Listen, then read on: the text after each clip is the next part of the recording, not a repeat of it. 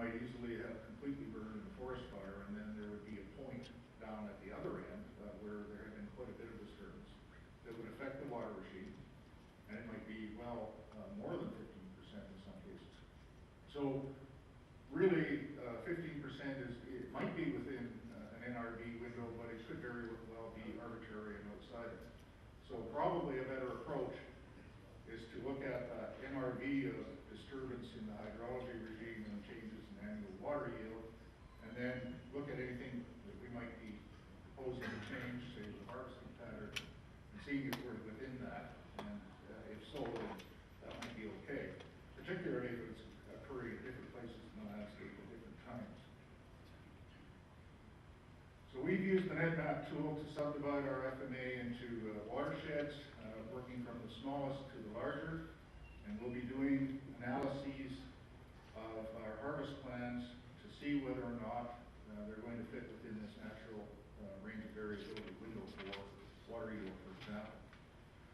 Actually, we're going to look at a bunch of different variables. We have 7 hydrological variables in column 2 here that affect 3 different management endpoints: fish habitat, stream geomorphology, or fish habitat in another term, and then infrastructure such as downstream flooding of sediments or loss of structures such as culverts and stream crossings. In the right 2 columns, I've just put in an example that affects. So if we have low change to water temperature but a moderate change to sediment and low flows, we'll say that's a moderate change to fish habitat. And again, place that within that NRB window to see if we're going to be okay.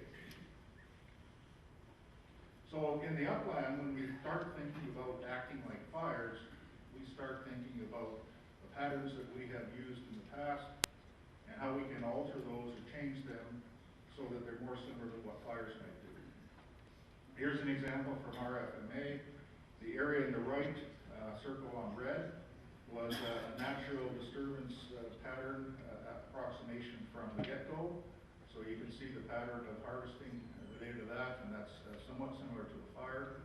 Whereas on the left in the green was a traditional 2-pass harvest system, and we've now gone back to the portion on the left there and taken out the second pass blocks, and again, the pattern there is somewhat similar to what a fire might be. In the middle near the top, we still have the 2-pass pattern that has not been harvested to get back toward the fire. Over the long term, when you look at all of these harvest patterns in this area, it's approximating a large fire event, and that's what we're getting at when we're trying to approximate what Mother Nature does. This is just an example of taking away the scratching. You can see it's a work in progress at the date this photo was taken. Here's another example. This is a 400 hectare some odd clear cut with retention. It was a 2-pass design that had not been harvested the first pass, so we rejigged the harvest pattern to make it a 1-pass. And we get this sort of a pattern. But to segue into the question that was asked of Gord related to roads, if we do these kinds of large-scale patterns, it alters our needs for roads and the permanency of those roads. So in this example here, the green roads, once the harvesting is done, can be deactivated. And I'll show you a little bit more about what that means in a minute or two. The red ones, which are energy sector developments in this case, have been assessed for their long-term need for us, the forest company, and we don't need them. And when the energy sector is done with those red roads, they'll be reclaimed. But we can go from every road, once it appears being open, to deactivating the green ones and getting rid of the red ones at some point in the future. And only the gray ones will be the long-term road footprint in this particular example. Now, of course, we're using a feller buncher, and Mother Nature uses a lightning strike, so we're getting very different ecological conditions at the start. There's no way you can compare a fire and a clear cut at the start, but we do get convergence after time. If you look at 50-year-old fires and 50-year-old cut blocks out on our FMA, it's very difficult and to tell the difference. The stumps have rotted away, so you can't tell it was cut anymore. And ecologically, you get the same kinds of plant communities and bird communities and things like that. So we know this works. You just need to have enough time. And the biggest difference is right away after the disturbance. Now, that is a significant difference for some species. There are some woodpecker species, for example, that come in to exploit bark beetles immediately after a fire. And if you don't have those bark beetles, then that woodpecker species isn't going to come in. So there are things we can do though. Retention in cut blocks approximates some of those biological legacies left after a forest fire, and we do get some of the same ecological responses. So when we think about how we can change our harvesting to be more resemble a fire, this is an example. Here's a couple more pictures here of the effect of retention and the long-term benefit that will have to ecological function. Another example here, that's a honking big excavator down there where the arrow is, just to give you a sense of scale. Now, specifically related to what this means to riparian management, thinking from the big, the watershed, right down to the smaller, which is the riparian piece of the landscape, we've got some new thinking to apply in this area as well. So the first thing is what's riparian? Traditionally, you would measure the width of the channel and apply the operating ground rules, and you would stop at the outside of that buffer and then do what you were going to do in the upland anyway and protect that strip of buffer. And 10 or 15 years later, you might get this sort of an effect. You weren't able to harvest on that steep slope over here. You might have left some retention here. You didn't do anything to the buffer, but there's been some active disturbance in this case that tried to approximate blowdown. This is what it might look like. Not so bad. Perhaps not entirely out of the realm of possibility for a fire to do something like this. But are there ways we can prove it? Well, the first thing is we can actually define a riparian area based on ecological and landform features. So an ecological riparian zone might be considered to be the edges of the wet ecosites. It might be considered to be the tops of the fluvial slopes.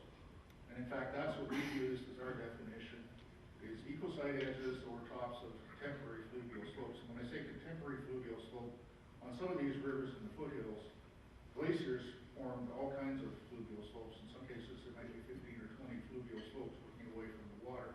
Some of those haven't seen water for 10,000 years when the glaciers melt. So we looked at what we thought was the most appropriate hill slope, and we're calling that the contemporary fluvial slope. So if that's our definition, what's that look like? Can you actually go out in the field and see that in the fields? A forester who's hanging a ribbon needs to be able to identify. Well, it turns out we can. So here's an example of the creek on the left there. Aaron is standing at the ecological boundary of the riparian zone.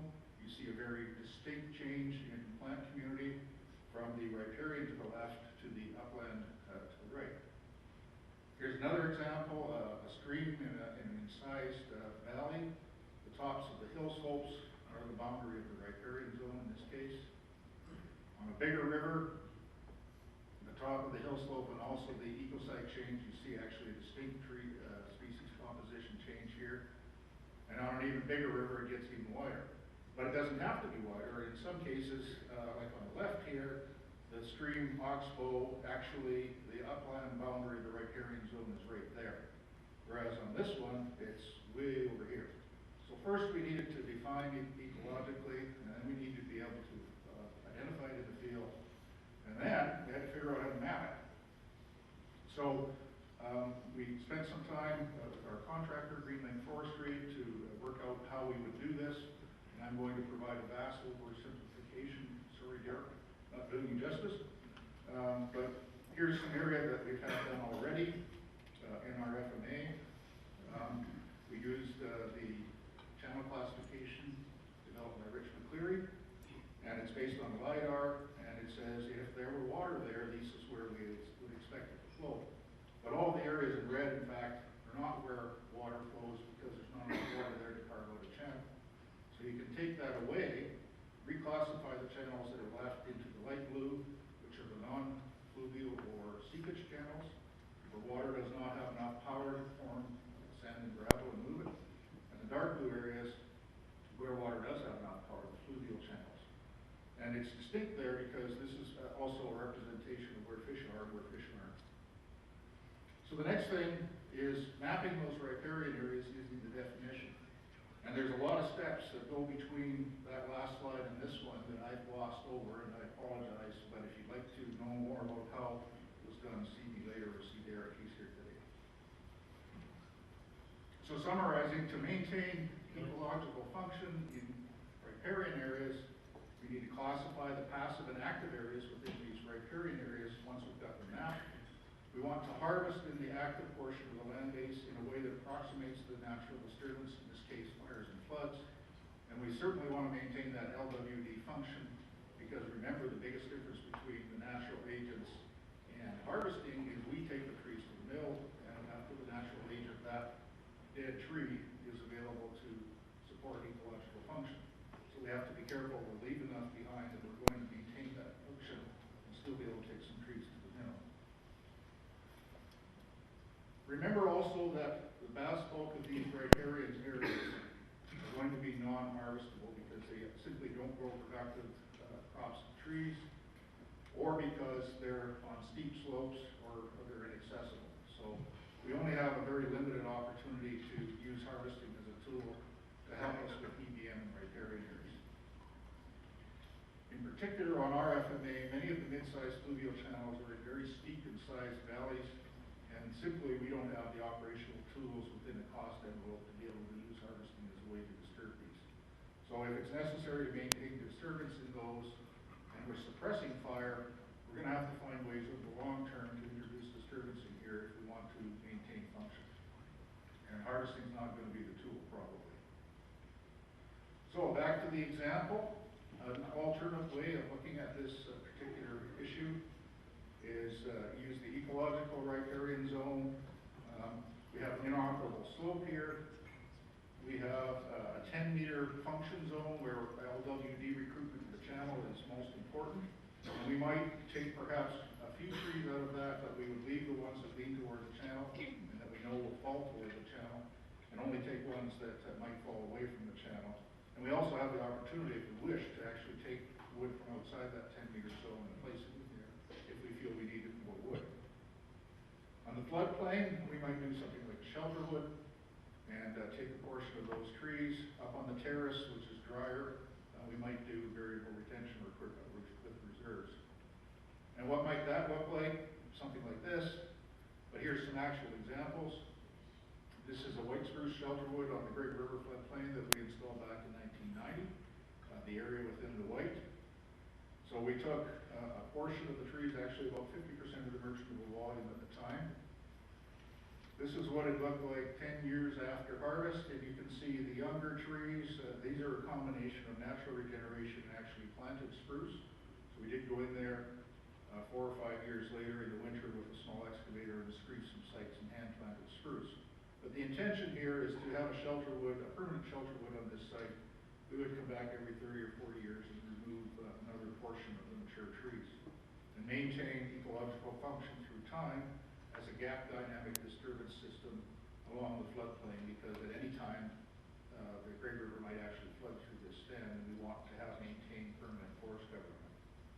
Here's the same stand taken last summer. The red circle in the middle there shows the stumps, so I'm not just showing you a pretty picture of young trees. It actually was harvested 22 years ago. So we're getting what we want, which is good, because that's what this is all about after all. Here's another trial we put in 2000 along the McLeod River, and we have a group shelter wood at the top and a strip shelter wood in the right.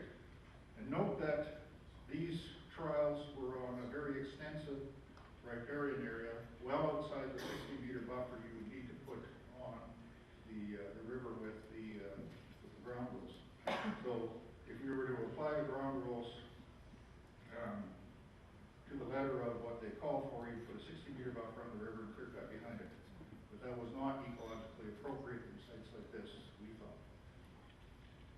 This is the strip shelter wood from the air. The intention here was to take a strip, thin the forest between, establish regeneration on the strips, and come back later and take out the remaining strips, but there would still be significant retention.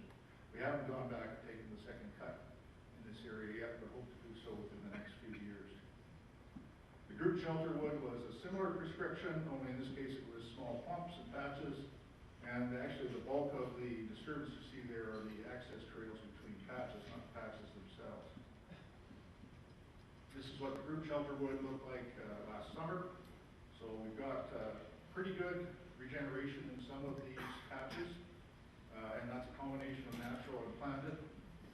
Interestingly enough, we planted off-site pine on some of those patches in what was clearly a site where white spruce would do much better, and where the pine was planted, it either failed or is doing very poorly. So you've got to get the prescription right if this is going to work. Another example, a very small channel, a seepage channel, not large enough to transport bed, and no fish in this channel, but what we're looking for is LWD function. So the prescription in this case was for the harvester to come in at right angles to the channel and remove a portion of the trees within the LWD zone. And this is what it looks like on the ground. My truck on the road, the channel is right along these willows in behind here, and the operator came in at right angles and protected the green trees. The red trees are the block boundary. So that's what we were able to do there. Here's an example of it applied at a larger scale. So the ecological thinking to the definition of what was riparian was applied here. You all see retention in the upland areas. And then when you look at what that means in comparison to buffers, you get areas like the blue circles here where there were very little or no buffer left along the channel. You get other areas here where it was reduced on one side but expanded on the other. And then finally you get areas like the red where it's much further than would be required as an OGR buffer. So when you apply this across a landscape at a watershed scale, you get much closer to what might have been a natural disturbance pattern in a landscape like this. Roads. Another question related to roads. So roads have a big effect on watersheds, but also a big effect on riparian areas. Some 90% or 95% of the sediment that enters water bodies comes at stream crossings and from the roads that approach and go away from stream crossings. So getting rid of roads or managing roads effectively is not just about grizzly bears, it's about fish, it's about a lot of other values as well. So we need to pay attention to roads if we want to pay attention to appropriate EBM, water, and riparian management. And the way to do this, we think, is through road life cycle planning. So every road should have a life cycle. It should have a trajectory. That's going to be needed forever. It's going to be needed for a period of time. Is it going to be deactivated when we don't want to use it? Is it going to be reclaimed when we're done? We should be thinking about that for all of these roads, and then paying attention and tracking them so that when an event in their life cycle comes along, that they get put into the trajectory that they're planning for as soon as possible and not just sit there. So there's going to be some roads, like this is one of our main haul roads. It's been there for 50 years and it's going to be there as long as we can see in the future. It's an active road. We maintain it for ongoing use. It's not going away. What we're after here is to make sure that we're not doing grading practices and allowing sediment to enter water bodies and otherwise maintaining the road for human use. But we've got a lot of roads that we need for a short period of time, and we'll need it again some time, but we don't need it for a period of time. We can deactivate those roads when we're not needing them. And that has benefits because we're not going to get sediment off of a revegetated roadway like this, where in this case you could drive down it, so it's still a grizzly bear risk, but in this case it's not a sediment risk anymore. Here's one where it's actually not a grizzly bear risk or a sediment risk. The stream crossing was removed. Natural vegetation is starting to take hold here. So we're getting rid of the sediment issue, but also there aren't going to be any vehicles driving down this particular deactivated road. And then of course, when we're done with it, we should get on with the job of reclamation. And that means actually getting rid of the road profile, reestablishing native vegetation, and getting it back on a trajectory to produce natural ecosystems and trees. What about seismic lines? Well, it turns out that a lot of the traditional 8-meter wide seismic lines that have not experienced reuse by either the industry or the public are starting to go back to nature on their own.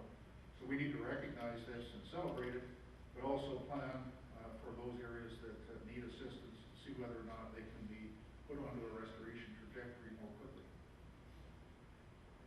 So in summary about roads, we can reduce future roads by cooperative planning. We can mitigate the footprint of the roads that's already out there by applying a life cycle approach, and that will give us better resource value conservation. And it'll actually save us money too, because the maintenance liability of those is reduced once they're deactivated. And if you do a better job of planning roads and don't have to build as many roads between the forestry and energy sectors we used to, both sides can save money. If you build less roads, there's less money going out of your pocket. Now, the special case of stream crossings. There's 6 criteria that we need to pay attention to here. We're worried about safety, we're worried about cost, and then we have 4 ecological things. We don't want sediment, we don't want to damage the stream banks, we want to make sure that floods can get through there without scour, and we want to make sure fish can get up and down without any trouble. Those are what we really need to be paying attention about stream crossings. So this is my how not to do it gallery. Or if you're in the oil patch who built this road, it might be translated as "get her done." I have no idea what happened and what the history of this was, but it's not good. But lest we be smug in the forest industry, we have stories like that as well. And the biggest one we have is we've put a lot of culverts into roads in this province that were way too small. And every now and then nature comes along and shows us through a flood that that was too small. And pretty clearly, when you look at the size of that channel and the size of that pipe, it was a hopeful person indeed who thought that that would last for very long when it was originally installed. And this person, I wouldn't want to be the next guy driving down that road. This one obviously was too small, but it also suffered from the sin of poor installation, and they didn't compact the fill beside it, and when it got wet, water found a way and eroded away and left the pipe in place and built the bridge, which should have been put there in the first place. But lest you think that bridges are a panacea for all our ills, be warned, it doesn't always work that way. Here's a bridge. It wasn't built high enough, and when a flood came along and brought some debris down and clogged it up, it also couldn't pass the water flow, and so the creek went around. So bridges don't always work either. They have to be sized appropriately.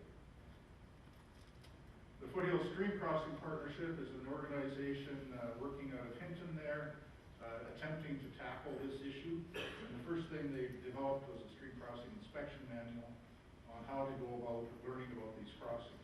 They've inspected some 3,000 crossings, and hundreds have been repaired or remediated. I'll just a few examples of before and after. This is one of our crossings. It's actually on our mill site on a creek that runs through the town of Hinton. Before and after, we took the culverts out and the bridge. Here's an old culvert on one of our roads. Again, you can see that it wasn't really big enough for the creek, but it's a road we're not using anymore. And we took that out and we put back the native flow. This is just after it was done, so there's no vegetation yet. Here's another crossing on one of our main haul roads, undersized again, past the flow, but it was not going to be the long-term solution. Took that out and put in a GRS structure. And I just wanted to end by reiterating that what I've talked to you about here was just an overview and sampling, and a lot of other people other than myself contributed to this work. And I'd like to acknowledge them, and I'll put you on to some of them if you come up and ask me questions that I can have. Thank you.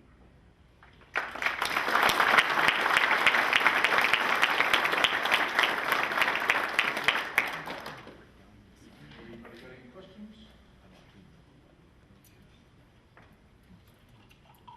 Boy, grizzly bears are more exciting than creeks. Oh, there's one back. The shelter where that you were planning, was that an even age stand to start with, or did you already have an even age stand? For the most part, it was relatively even age, so that stand originated after a fire, but I suspect that there was some age variability. Actually, the shelter woods on the McLeod River, we found really old stumps in there, so we think that there had been some previous harvesting activity, probably back in the 40s and 50s in that stand. But it would apply to both uneven aged and even age stands. So the idea would be to assess the stand that you have and then work with where you would like it to go in the future and either protect or harvest it for you.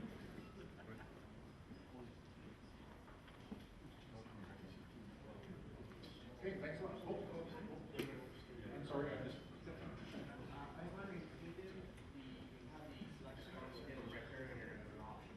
Yeah. Would you see that as within the pine forest or mandate to do that?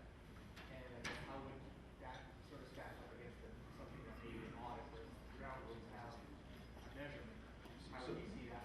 Yeah, so what we're doing for our new forest management plan, which is going to be submitted next year, is developing this approach in collaboration with ESRD.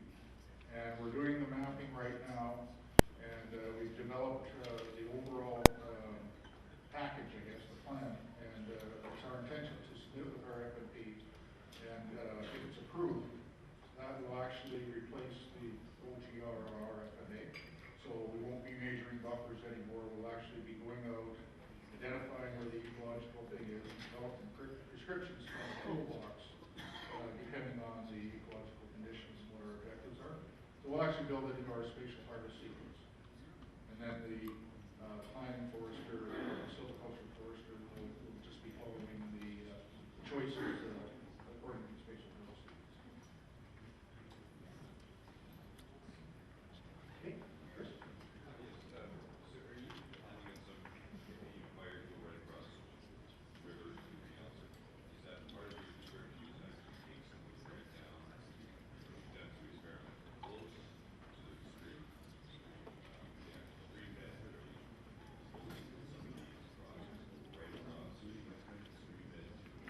Yeah, so the question was, are we planning to harvest just right across the creek because fires burned across? And the answer is no.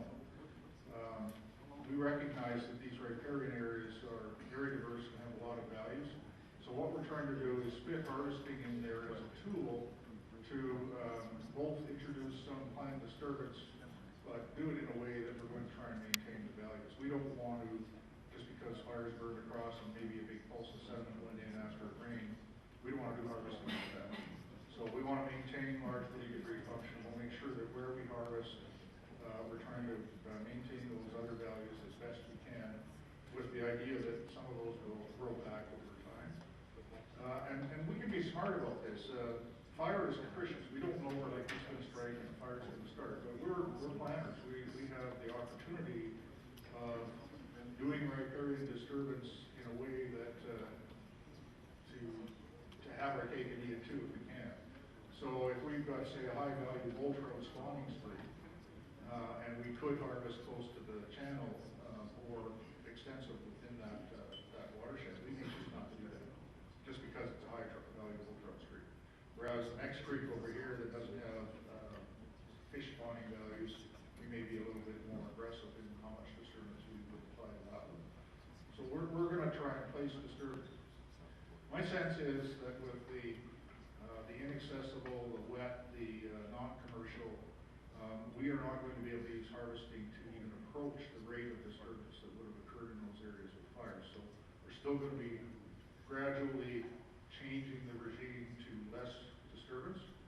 And down the road, if that's deemed to be an ecological problem, and it may well be, the disturbance agent that would most likely be appropriate would be actual fire, prescribed fire. So you might get into a situation where we were doing some harvesting in a riparian area and SRD was doing a PB at that same time. Okay, thanks. Thank you, everybody.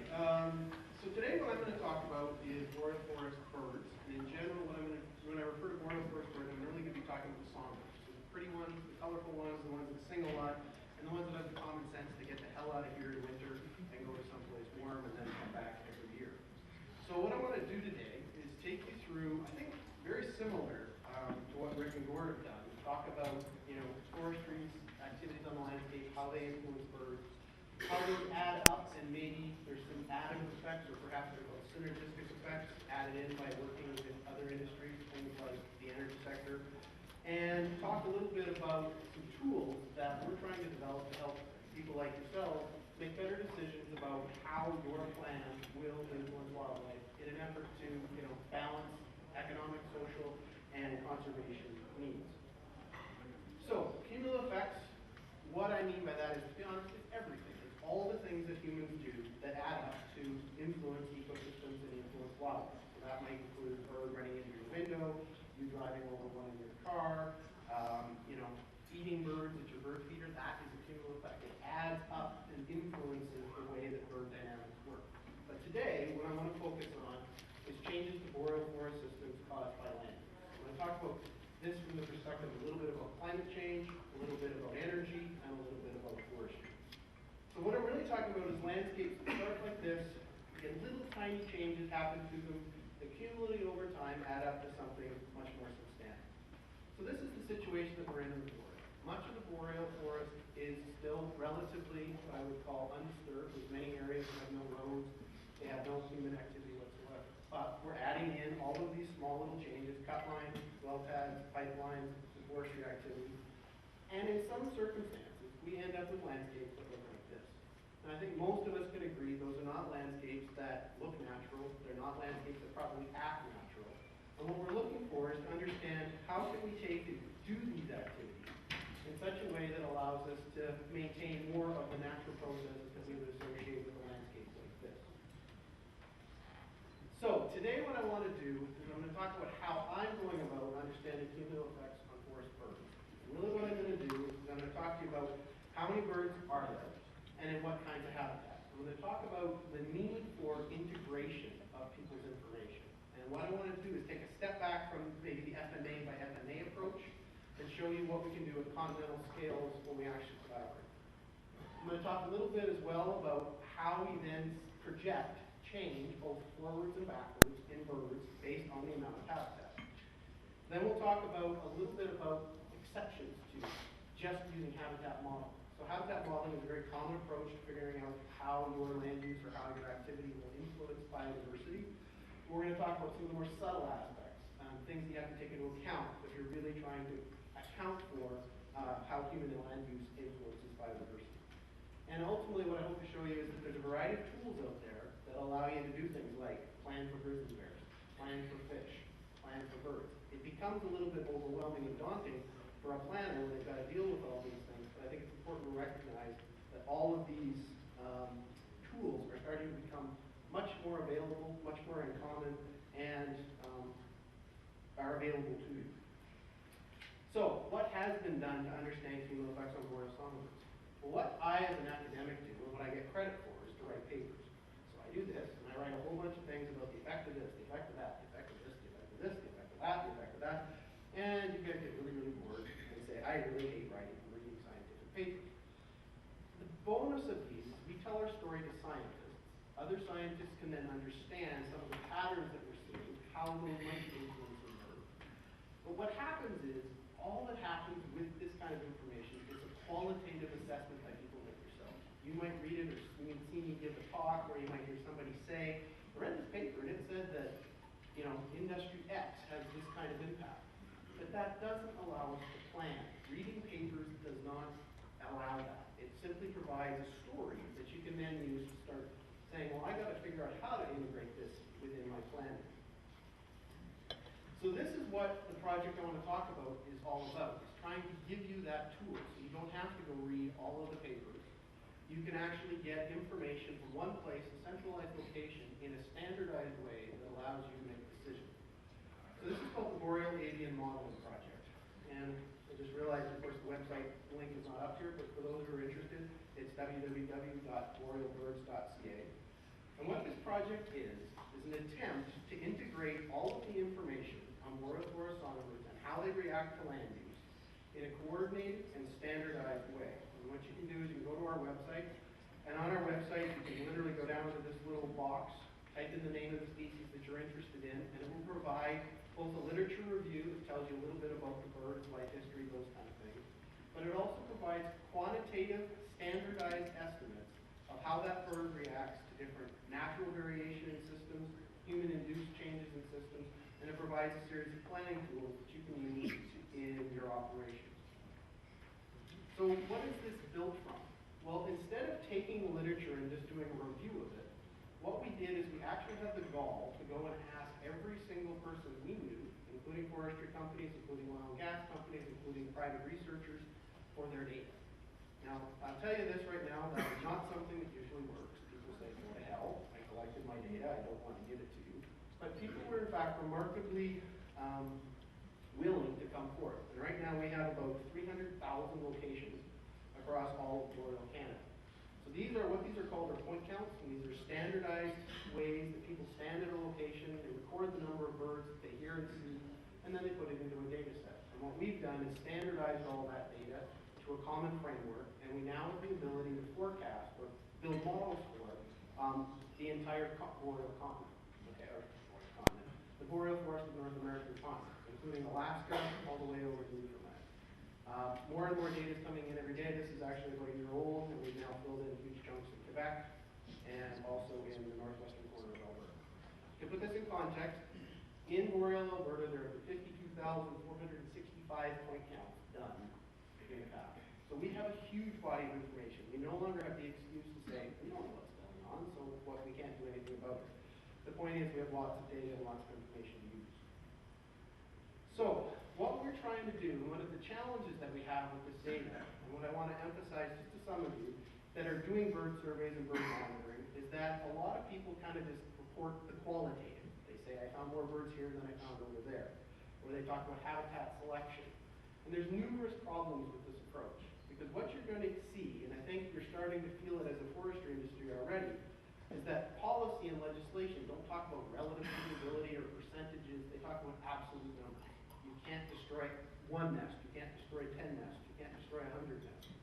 Or, you know, we need this many birds on the landscape. So one of the big things that we've been trying to do is turn this all this data into a standardized, quantitative way that you can say, if I change the landscape this way, I'm going to see a change of about 5,000 birds, or 4,000 birds, or whatever. Now the reason this is really important for the forestry industry, I think, is twofold. Right now there's two pieces of legislation and or policy that are coming up that I think you will be faced with thinking more about over the next little while, and they are what's called incidental take and population targets. So incidental take is a piece of legislation that's within the Migratory Bird Act, which requires that no one willingly or knowingly destroys a songbird nest. So with summer logging, that is in fact, it's something that's a real challenge. There's a good chance that if you summer log, you're going to destroy a nest. That is technically illegal. Now, the government has not decided what to do about this policy particularly yet, besides to provide some guidelines about how to minimize that risk. Well, this tool that I'm showing you here, I think, is one of the best ways that you can do that. You can identify which forest types, which habitat classes, etc., have the greatest number of birds, birds of particular species, some of which may be more concerned than others. And you can actually take that and use that in your planning for summer logging. Maybe there's one kind of stand type that might be less at risk than another one in terms of it. Now the other thing that's going to happen though is that in species at risk legislation, what we are doing is setting recovery targets. And we're setting what's also known as critical habitat. I'm going to talk a little bit about a couple of species that are coming up on the radar screen. And all of them, again, are linked with the idea of population size. The idea is we want populations of this big. Well, to figure out what a population of this big means, you actually have to have the numbers. So what we've done, and this is, I just want to emphasize a little bit, if you have point count data, how you might want to think about using it, and also encourage you to, talk to us about perhaps integrating it within the database system, is you need to take these point counts, things where you count the number of birds, and turn them into density.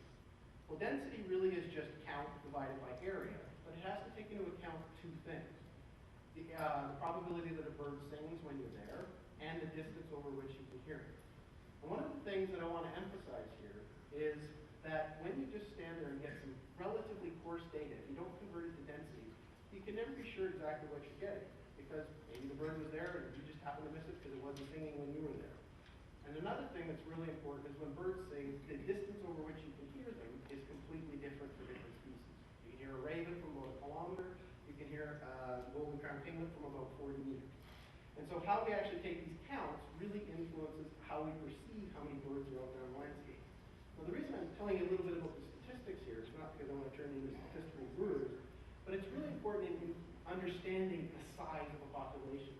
Many of the high-frequency birds, forest songbirds that we deal with, they seem to have really small populations. Well, the answer, part of that is because they can only be heard for very short distances. So these count estimates, they don't convert them to density. You get a misleading idea of how many birds are out there. So what we've been able to do, and I just want to highlight this in case you're interested and you have some point count data that you'd like to actually convert into density, we've made up ways that we can standardize anybody's data to a common standard. So if you do 3-minute point count, or 5 minutes, or 10, or you do unlimited distance, or 50-meter radius point counts, all of this can now be integrated into a common standard, which is now density. Now, this is some of the tools that we provide for people now that you can see at our website, and I think there's some useful tools. So this is just a map of Canada showing the relative density of a threatened species called the Canada warbler. The Canada warbler was listed in 2008, and I think will become one of the species that you will have to start thinking about very hard in the forestry sector soon. Reason being, it seems to peak and be at its highest abundance in old growth, and by that I mean 120, 130-year-old aspen mixedwood stands here in Western Canada. Out east, it doesn't require quite as old a forest, but it is also, there are some forestry issues out there. But what it also allows us to do now is prioritize. What areas of the country have the greatest amount of this population? Who's the most responsible? Should Alberta be a priority area for protecting the species or not? So that's some of the information available on our website. Now the other thing that you can do there, perhaps you're interested in doing very large-scale modeling across the province or across multiple provinces. We have habitat associations now for all of these species where you can click down and look on a regional basis how birds pick habitat, where they're going to be, how many of them are going to be there. So a very powerful tool. We also provide some spatial maps, and we're using these for a variety of activities, including projecting climate change, projecting fire dynamics, things like that. So again, a type of product very useful to you. Now for Alberta, we even have a more specialized set of tools. And so this is an example of what you can get for Alberta now. You can go to our website, you can click on it, and on our website it will provide you a forest age class and a density of birds for about 100 different species of birds in the province of Alberta. It will do that by the various land use regions, so Lower Athabasca, Upper Athabasca, Lower Peace, etc. And you can do it for deciduous, pine, upland spruce, lowland spruce, and mixedwood stands. And so what you've got now is a tool to be able to say, as I change the age of the forest, what's the size of the bird population likely to do? Okay? And what I want to talk about today a little bit more is how I'm using these tools to actually make some projections and some decisions about how many birds are being influenced by cumulative effects and what might be doable. So also some highlights. This is what is available in groups today. And so please, I encourage you to go visit the website if birds are part of your planning. In our upcoming version, 2.0, we're actually going to try to integrate it in a more spatial mapping framework. So some of the things that we've been finding, and I think it's very important for birds like the Canada warbler, are things like topography. So this is the compound topographic index, and this is the wetness. These birds are in fact, even though you can say they're mostly found in old-growth forest, they're actually found mostly in old-growth forest in very steep incised streams, in areas perhaps that you might be buffering.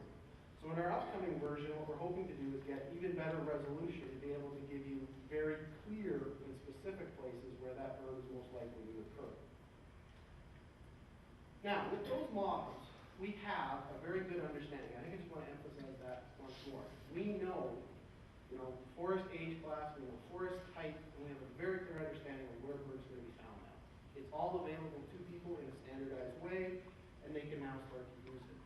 So how we've been starting to use it now is projecting how might bird populations change with forestry activity, with energy sector activity, with agricultural conversion.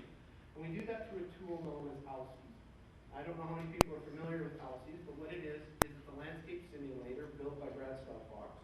And what it does is it tracks, using fairly standard and conventional things like the curves that you have in Woodstock Stanley or things like that, how forests will change due to forestry activity. It also tracks how seismic lines will go in, how pipelines will go in, how well paths will go in various energy sector scenarios. And what we can do now is we've linked the output that comes out of ALCES directly into these bird models. So if you get an analysis output and you have a projection of habitat, I can very quickly give you a tool that says, this is how the birds will change accordingly. So this is a large-scale landscape planning tool. So what we're doing, again, taking these models of forest birds and how they react to forest age and forest types and seeing how they change with the simulation. So we've got species like the white-throated sparrow, which is a species that you find in very young forests. You have species like the ovenbird, which is found in intermediate age forests. The bay-breasted warbler, which is peaking at around 130, 140. The black-throated green, which is a species of concern in Alberta, peaking at around 150. So these curves allow you to get an idea of how your activities are going to influence these birds. So here are some projections from ALCES for northeastern Alberta. So think Alpaca, FMA, and a little bit of the oil sands region. And what we're being able to do now is look at different trade-offs. We can look at, if we do business as usual, which is the blue line, what's the population size of black-throated greens likely to be? We can look at it if we added in some of the protected areas that have been recommended for northeastern Alberta. How well would they benefit the species? If we start to take into account climate change, where are we going to be at if we have climate change and land use? And you get very different trajectories depending on those different simulations that you consider. Now this is the boreal chickadee. It's one that for some reason, because of its habitat specificity and what exactly it likes, it actually has very similar scenarios. Western tanager is one that goes down. But what's important here is not all birds are going to be negatively influenced. There's lots of winners from land use and there's lots of losers from land use. And what my goal is over the next little while in my career is to try and identify the relative numbers of winners and losers and how much basically can the losers afford to lose. I think that's what's a really important part here. If we just use percent change, or the relative suitability of something, we really have no idea what the risk of extinction to a species is. We just know that we're going to go from, there's lots of habitat out there, and we're going to reduce it by 50%. But does that mean we have a risk to the species? Means we declined it by, we might have declined the population by 50%, but we need to know the number. And this is what's important. This is the number of singing black-throated green males that are likely to occur, okay, in a business as usual protected area climate change strategy. We're still at 20,000 individuals in this northeastern Alberta section. Obviously, a far cry from the grizzly bear risk, where we're talking about 700. But it is an issue. How many birds do we want becomes kind of the ultimate question, and that's one of the words on for the rest of this talk. So what we've identified so far with some of the forestry simulations in northeastern Alberta is that with Alpac's plans, we're going to see, again, some winners and losers. There's a greater predominance of losers, birds that are going to lose habitat, and that's caused by oil sands development, permanent loss, and also just a shift in the age structure, right? We're going to shift from a fairly old system to one that's going to be younger over time. But the mass percent changes, range from as much as nothing, they don't change at all, to 80% change in some of our simulations. Now what we're also trying to do, and this is again version 2 that we hope that will be done fairly soon, is to start to put this in context. Alberta is one place. What's happening to birds across their range? And this is important because in eastern Canada, there are some birds that they don't require 150-year-old forests like they do here. Black-throated green is a great example. Here in Alberta, it's found mostly in old-growth mixedwood stands. They're 140, 150 years old. In eastern Alberta, eastern Canada, they're actually peaking at about 80 to 90-year-old stands. And that leaves us with kind of an open question. Is that adaptation? Is the bird that flexible? Or is there something fundamentally different between the west and the east? So what we're trying to do now is be able to make projections for the entire country to put population loss in a regional context into a broader spectrum. That is, how are they going to be able to do?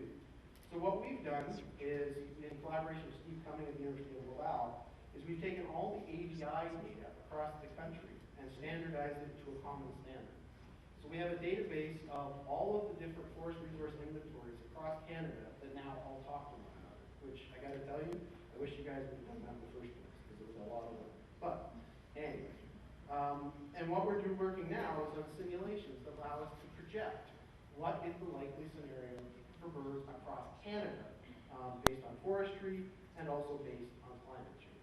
I won't talk too much about those, but if you're interested, please come see me and talk about that. Now, I was talking about cumulative effects. I find forestry relatively easy to understand. You guys cut down trees, it changes the age structure of the forest, it changes the composition of the forest a little bit, and birds will react accordingly. There are some subtleties within there, but at a broad brush, that probably explains 80% of what you guys do and how you affect birds. The energy sector, on the other hand, is a far more complex story, because the energy sector has all kinds of things going on out there, and how birds react to them may vary quite a bit. So we've got, for example, in northeastern Alberta, over 130,000 kilometers of seismic lines, very few of them were regenerated, 12,000 kilometers of pipelines, 7,000 hectares of well pads, half of those are abandoned, none of them are regenerated in forest. If you look at standards, that's changing, but it's not yet. 3,000 hectares of compressors. How do I take this into account when I'm doing this? Because it's, you know, if you guys are looking for forest certification, I know this has been a really big challenge for me working with LPAC. I could show what their LPAC's likely to do for forest songbirds, and FSC looks at it and goes, that probably works. But then LPAC is running into trouble because they're having to deal with the fact that they've got this other land use on there that's having an additional impact. And the question is, how much more impact are they having? And should LPAC be allowed FSC certification if all these other negative things are happening to birds? So let's put some of that in context. Now that we have density, what can we do with it? We can look at the oil sands mines and ask how many birds have likely been lost. Right now, there's about 530 square kilometers of oil sands open pit mines. City of Edmonton, for context, is 683 square kilometers. The density of male passer birds is about 60 per 10 hectares, approximately, which means we probably lost about 320,000 birds so far. The mineable area planned, 3,400 square kilometers, potential loss, 2.04 million. These numbers start to get pretty staggering pretty fast, okay? But you have to put that in context. Probably in the LPAC FMA, there's probably 42 million songbirds, give or take 10, 20 million. I don't know exactly how much my error is. But the point is that, you know, we're talking about a significant loss, but not one that is completely ridiculous, I guess, from the perspective of the energy sector. But the bigger issue with the energy sector, from my perspective, is not so much the oil sand loss itself. It's all of the things that are coming with SAGD, in situ, and new technology. Because what we're getting now is a world where all the planning you guys are doing to make patches that look like natural disturbance and make nice curvilinear edges and all that kind of stuff is being lost by the fact that we have all of this stuff going on. We've got pipelines, seismic lines, service roads, major roads that are all fragmenting the landscape. They result in habitat loss, a relatively minor amount when you look at it locally. But when you add this all up, you start to get what is called fragmentation. And fragmentation is the creation of edge, the creation of small patches of forest isolated from others, okay, and things like that. And one of the things that we're very concerned about with songbirds is what we're calling the fence effect, which is essentially that all these linear features add up to be lost habitat where we get birds that'll live right up to the edge, but then in these small patches, maybe they're simply too small for birds to use, right? They don't like living along an edge, and therefore they won't exist in a small triangle, or they wouldn't exist in this small triangle. And so even though that forest is there, maybe there's not useful habitat for those birds because of all of these edge effects that are occurring in the energy sector. So my lab spent a lot of time trying to figure this out. And what we did is first start with a theoretical model. So what we have here, the blue, represents birds' territories. The birds' territories are generally circles. They're about a hectare in size, sometimes 2 or 3. But if you take and you put in this many circles across the landscape, what you'll find is that as linear feature density goes up in a random way, the number of birds that can fit, by definition, is decreased. And basically it decreases by about 10% for every 2 kilometers per kilometer squared that you increase, simply because of geometric effects. That is, you get these little tiny triangles where a bird's territory couldn't fit. You get these 2 cut lines that go side by side that a bird's territory couldn't fit. And what we've used that is to make some projections about what we think will happen. And then we've gone out and tested whether or not those things did actually occur. So, the basic things I want to talk about for the rest of the talk are how do birds deal with the energy sector. So there's a couple options. One, they might not care that the stuff is there. It's narrow, it's not relatively very big, there's just a lot of it, and it's everywhere. So if they don't care, their territories will go across. The other thing is they may not use the habitat that's created by the energy sector, but maybe there's just enough other habitat left that they compensate move around and they adjust themselves. Third possibility is it's just habitat loss, and the fourth is that we get this fence effect, or functional habitat loss. So let me tell you a little bit about seismic lines. So we all love them because they make life really easy to get into really cool places in the bush. These are some of the old roads, right? Oops. Where we get 8-meter wide seismic with quad trails that last for a very long time. And these are the conventional ones that were cut by bulldozers.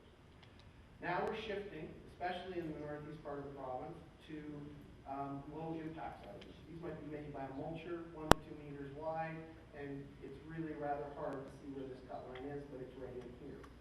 And a fundamental question is, how does wildlife react to these very different kinds of seismic lines? So this is a bird called the ovenbird. It's a ground-dwelling species. Its nest is on the ground. The reason it's called the ovenbird is its nest looks like a Dutch oven. And it feeds on the ground, sings on the ground, does all kinds of stuff. And these are its territories. And what it does is around 8-meter wide seismic lines, it lives right up to the edge of them. It doesn't avoid them, but it lives right up to the edge. And so what this means is that that fence effect that I was talking about actually can exist. The birds will basically say, I live on this side, you live on this side, and we kind of won't cross. So if you add that up, in theory, this could lead to some kind of population effect. But it actually doesn't. Even though the birds kind of don't live across the seismic line, what we find is there's no population level response to cut lines. They are in the same density in low density areas as they are in high, which suggests the birds have been able to adapt and adjust the numbers that can fit within these different areas. More importantly is that with more and more cut lines going on the landscape, especially with SAG-D, we're getting situations like this. This is a 3-meter wide representation of a 3-meter wide seismic line. There are many places in northeastern Alberta where there is a seismic line every 50 meters, which is a higher density of linear features than all the sidewalks in the city of Edmonton. And the point is, if birds avoided these 3-meter, these low impact lines, we would have huge, vast areas where the birds would be gone. And thankfully, the birds don't care when the line is 3 meters wide. Okay? So essentially what's happening, even though you have a really high density in a line every 50 meters, the birds can and do live across them. So from a seismic line perspective, there's not a huge amount of evidence that the birds are struggling or having any kind of issue. Importantly as well, birds and these seismic lines do recover. So in Alberta, we're having relatively little recovery, but this is up in the Northwest Territories where people aren't basically aren't on the landscape very often. This is a brand new cut line. This is about a 5-year-old one. This is a 20-year-old one. And this is the one where my grad students swore at me for days and days and days because I told them they had to get down it, and it's about 40 years old. So we're getting recovery if people stay off. And guess what? The birds react accordingly. This is the bird the ovenbird, whose territory wouldn't include an 8-meter wide seismic line in Alberta. When it's bare, we see exactly the same response in Northwest Territories. When the seismic lines reach that really high closure rate, where we've got lots of vegetation, the birds will start to live across them again. So recovery is happening, both from a forestry perspective and an energy sector perspective for seismic lines. But we've also got a whole bunch of other things. So here's pipelines. What makes a pipeline different than a cut line? It's about 3 times the width. So now we don't just have a situation where the birds probably can live across them. They're too wide for that. And what we're seeing is that in those cases, ovenbirds are actually avoiding the edges of these really wide open gaps. So there's way fewer, about 50% less birds living at the edge of a pipeline relative to the forest interior. But not all birds are negatively affected by pipelines either. If we look at canopy dwelling species, the honest answer is they don't care. The shrub nesting species, in fact, tend to be more abundant along the edge of a pipeline. And the ground nesting species, it's basically about the same, with the ovenbird being the clear exception. So this is it's a little tiny effect, but if you add up the number of pipelines that are out there, you start to see that there can be some impacts, both positive and negative, on songbirds. A bigger issue in my perspective, perhaps than linear features, is what the heck's going to happen to the wellpath. This is a successional gradient, by the way, on a wellpath. And as you can see, you certainly do not have 40-year-old trees on the most wellpaths in Alberta. So take an average a random sample of wellpaths that are 40 years old, 20 years old, and 40 years old, and have been abandoned by the energy sector. this is what they still look like. They're stuck. They're stuck in a grass state, and there's birds that can use them, but there's a whole bunch of forest birds